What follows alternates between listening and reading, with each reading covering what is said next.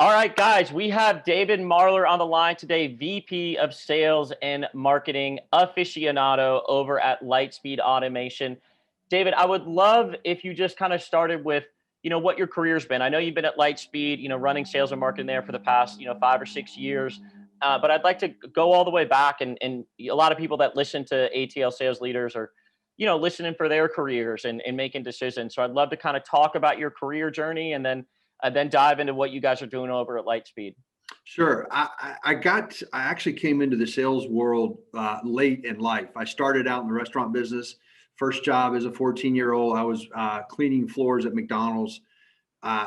Literally went to college, working full-time for McDonald's, and into my early adult career, and thought that I wanted to be the CEO of McDonald's.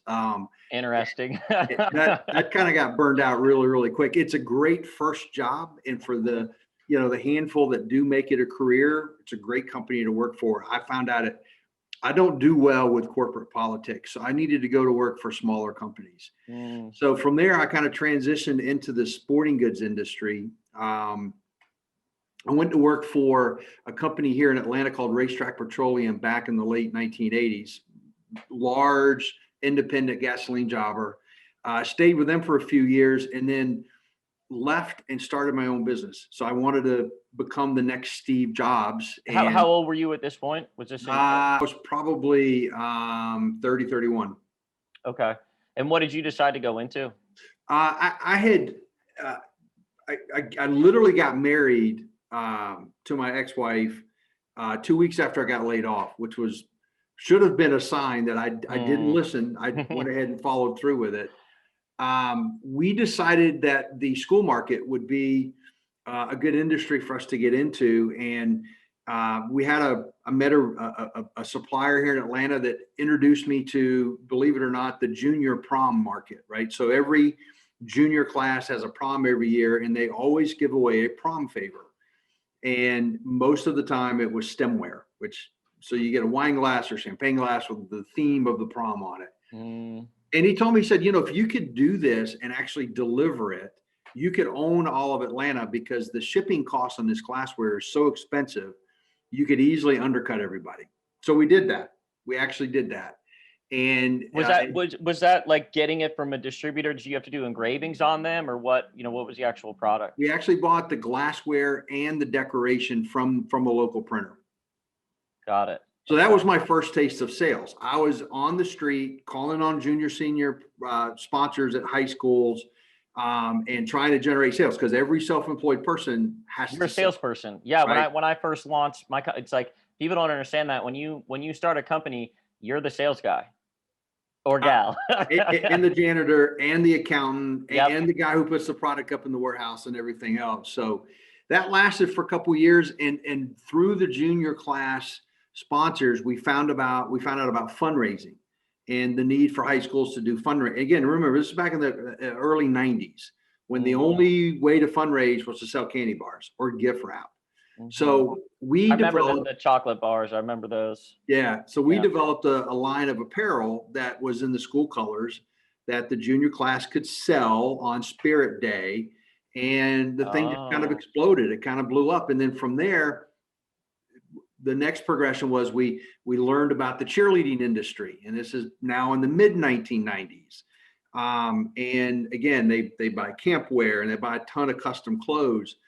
So we decided to start our own embroidery and screen printing business, and bought embroidery machines and bought screen printing presses. That's a huge undertaking. That's a huge. And like, do you guys buy them new or used or what? Because that's, we a bought lot of overhead. Yeah, we bought the embroidery equipment new, and then as long as we could, we actually farmed out the contract printing, because we were able to we could buy the garment and have somebody do the printing. So we didn't physically buy that. But you're right. That 12-head embroidery machine, when I bought it in 1994, was $120,000. So that was a big bite. That was a big bite at the apple. So from there, the business grew. I got divorced. We split the company up. I took the retail piece. We migrated into doing events, where we started doing event T-shirts, and we sold retail apparel at all these different sporting events. Grew that, and probably, I think I sold that business in 2006. And at the time, a good friend of mine had started an athletic footwear company, a women's specific athletic footwear company. And I went to work for them as a national sales manager. So that was my first entry into being full-time, dedicated, 100% sales. Was it hard to go? Because I mean, at this point, you were doing your own thing for what, 8, 10 years? Yeah. Was it hard to go back into, I always tell people now I'm completely unemployable. I've been off on my own for, 7 years. So was that a tough transition back or what? Todd, it was one of the hardest things I ever did. I did it because I felt like from a career standpoint, it was the right decision to make. So I swallowed my pride. I took a lot of crap that I really, in retrospect, shouldn't have had to take. The guy turned out to be not a very good employer, but it allowed me to cut my teeth.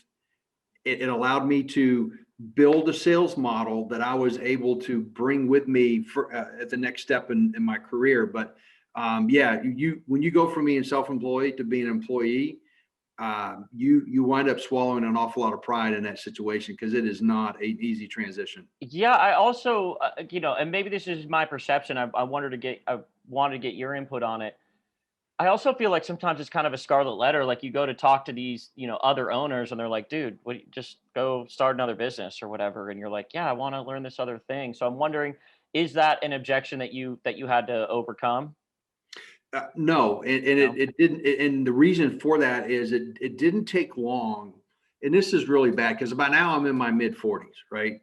It was really almost sad to me that it took me that long in my life to understand what I was good at. And what I Mm, wasn't good at was managing a balance sheet, managing payroll, handling purchasing and logistics. What I really was good at was selling and building relationships with customers. So I felt like at that point, even though I was not all that happy having to report to somebody, I was happy with what I was doing for a job, what I did every day, the interaction with the customers, the ability to fulfill an order and actually deliver on a promise was extremely fulfilling, and more fulfilling than the other part was negative. So it was kind of an easy way for me to overcome that. yeah, I usually the way I view that is kind of you got your sales, then you have your delivery, and delivery is whatever you're delivering after the sale is made. And so Yeah. what I'm hearing is you just kind of really woke up to the fact of like, hey, my zone of genius, my area of expertise, what I'm passionate about, what I really enjoy is all on the sales side. Like I do not want to get involved on the ops, on the delivery, on the logistics, I don't you even like know. those guys. We Yeah. get in meetings and I don't care what their problems are. I really don't. All I want to do is go sell and make Yep. customers happy. Yep. And when the operations department lets me down, I mean, they get an earful from me. But I mean, granted, it's a teamwork affair. I can't outsell our capacity because Yep.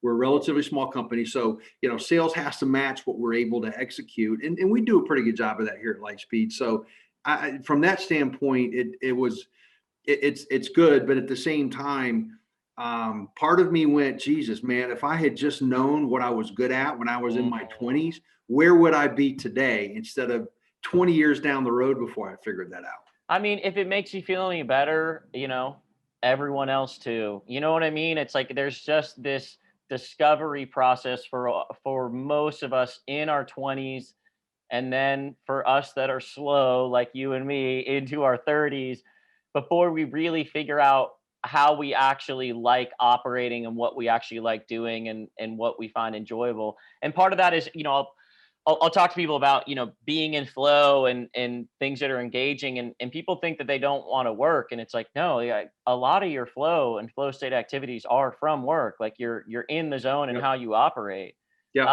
So when you transitioned back, you went into a national sales manager.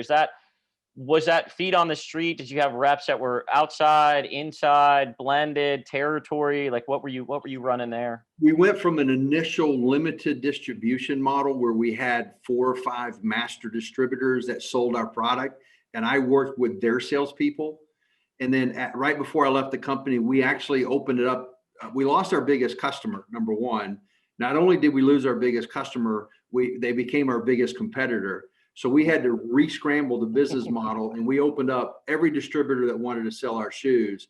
And it was really successful. So when you lose your number one customer as a competitor and you still manage to run a 5% sales increase, I felt really good about that.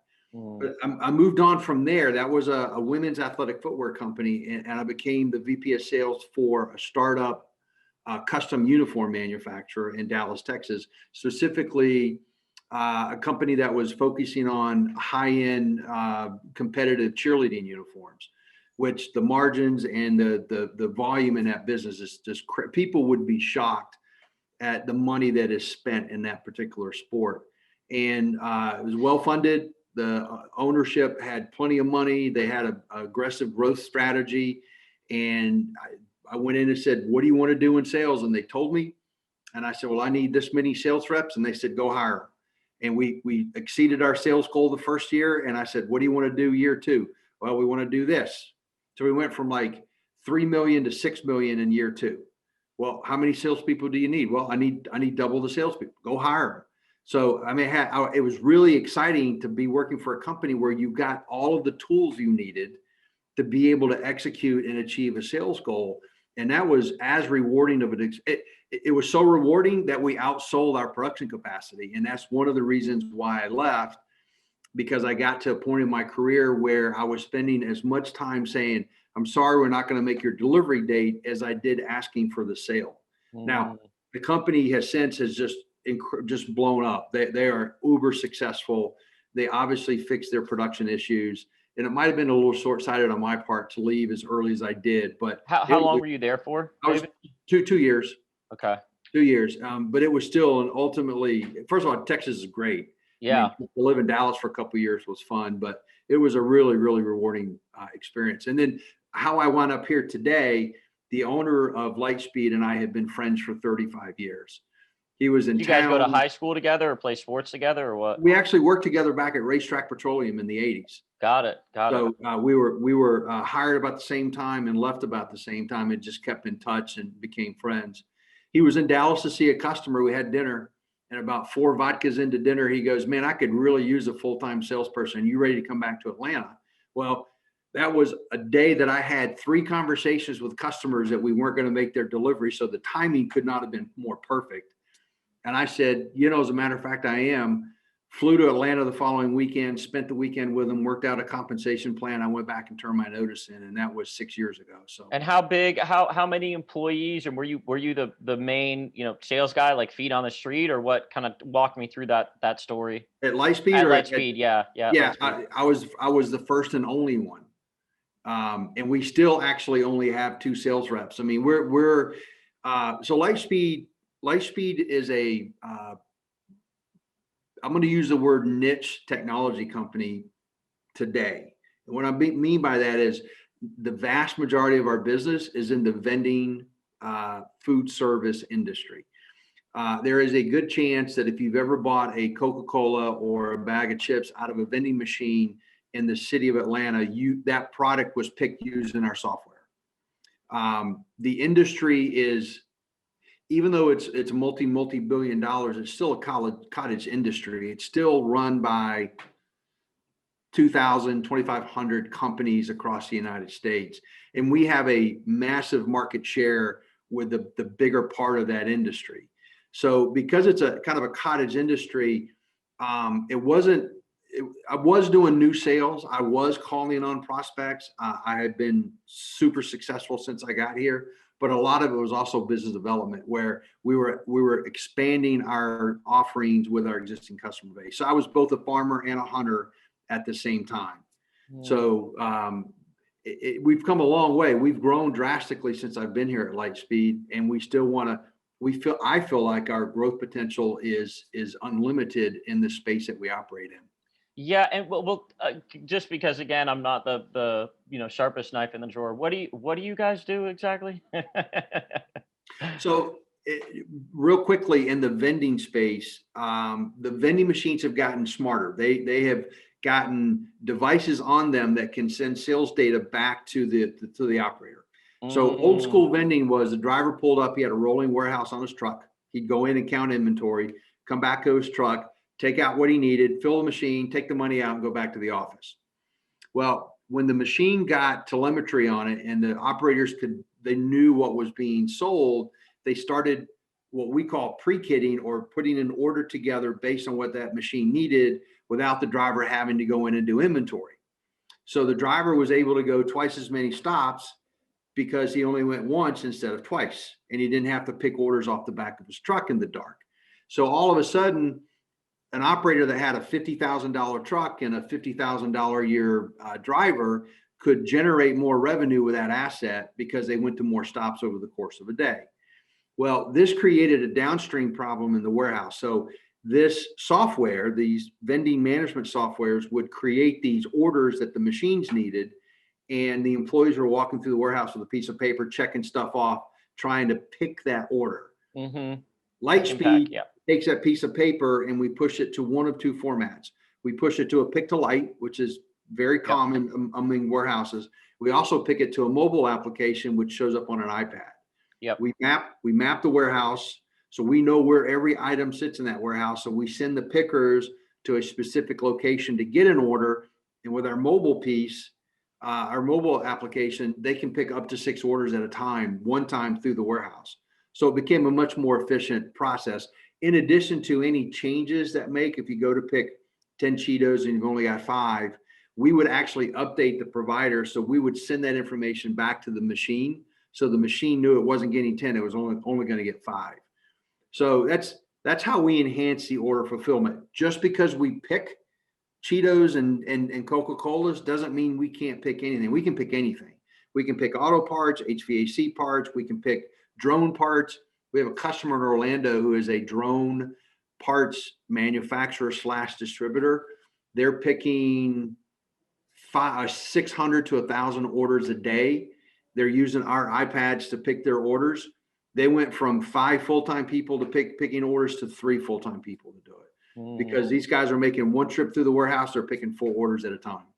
Yeah, and let me ask this. So when you said, hey, you had dinner with him, 6 years ago or what have you, I don't understand how they didn't have any salespeople. Did he just get like big contracts in the beginning? Because like you normally need a sales team.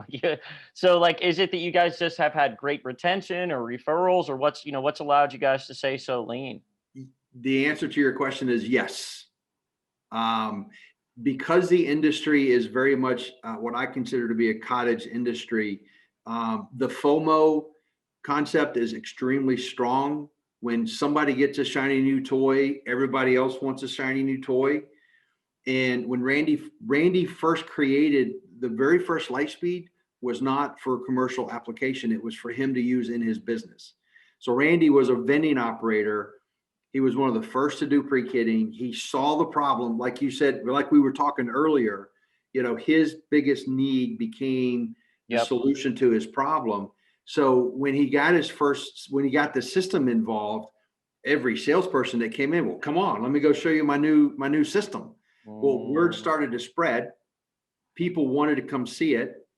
And Randy set up the first 4 customers all got the friends and family deal.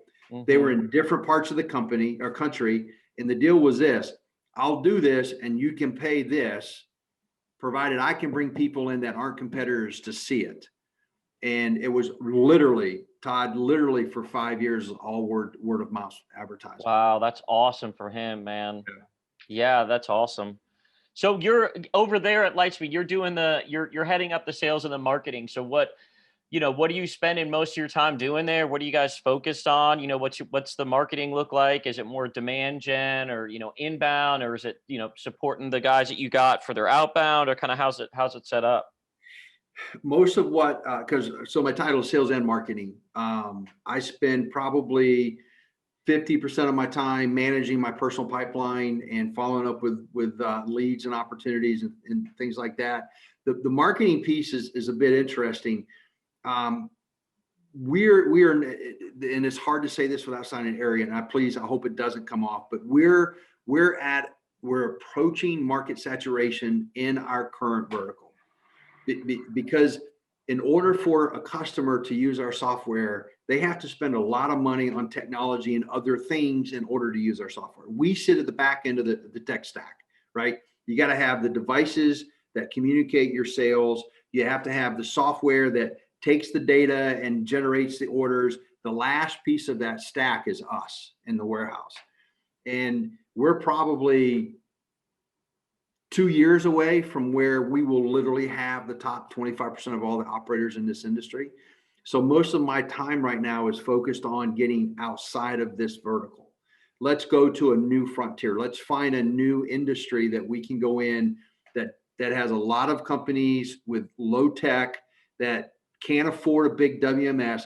You know, there's massive companies in the warehouse optimization space with Pick to Light, with Google Glasses, with voice pick, with robotics and AI and flying drones that take inventory. There are plenty of solutions for large companies. There's not a lot of solutions for a 5, 10, $15 million company that can't afford to spend $1 million on an automated picking solution. So that's where we feel like our position in this space is for small to mid-size operators who pick and ship 300 to 1,000 orders a day and don't have a massive amount of money to be able to invest in automated picking. So I'll give you a perfect example. We just a year ago did an integration with Shopify. Shopify is one of the largest e-commerce platforms in the world. 1.2 million customers use Shopify to run their stores. Every single one of them could use Lightspeed tomorrow because we've done that integration. Now, 85% of them work out of their garage, so they don't really need it. But the 15% of 1.2 million is still a lot of people that could use Lightspeed. So that's where the vast majority of my time is spent right now, is working on the lead gen for new verticals to be able to expand our Shopify integration. Yeah. So is that the big thing on the horizon for you, is looking out to see, hey, we're saturated on this one or close to, and so let's find, kind of either ancillary or tangential, businesses that we can go into? Absolutely. Yeah, Yeah. it's consuming the vast majority of my marketing time right now, is how do we get outside of that? Yeah. And then the reps you have on your team right now, is it, kind of an outside sales position, or is it inside, or you guys, It, is it SDR, appointment setting, or it what? it's all three, actually. I have a full-time salaried rep that we kind of poached from another company within our industry. She's based in Detroit, and she's full-time, and she is working full-time within this industry. I have an implementation specialist here in the office that is transitioning over to sales. No sales experience at all. I'm in the process of training him. He's going to handle inside sales. And then I have one independent sales rep that's straight commission that lives in Houston. That's a big fan of the product, and he does other things. He actually wanted to use Lightspeed because it's a great lead gen for him to get into customers to sell other stuff to them. So I have one of each in all three of those categories right now. Yeah. What's on the horizon for you guys? I mean, you're either on your delivery team or on your sales team, for 2021, what are you kind of projecting of potentially bringing on board? As far as salespeople are concerned, Yeah, sales or marketing or any of those. well, I think I've got a couple of contractors that work with me on the marketing. One of the things that I do, and nobody else, I write all the copy. So I feel like that, and again, it's hard to say this without sounding like I'm blowing my own horn. I feel like I write copy better than anybody that we've ever hired, because I understand the brand, I understand the message that we want to convey, and I understand the tone in which we want to convey it. Well, yeah, you've had a lot of the conversations, you know what I Yeah. mean? Like, you're the front line. Yeah. And as we were talking earlier before we started recording, it's understanding what that customer's problem is that gives us the insight into how to manage that particular sales process, right? Someone who is struggling with overtime has a different pain point than someone who can't get orders right and their machine inventories off. And if you had the same conversation with both of them, you're not going to get either sale. So you have to tailor that conversation. So the marketing piece, I've got contractors for social media and graphics that I work with.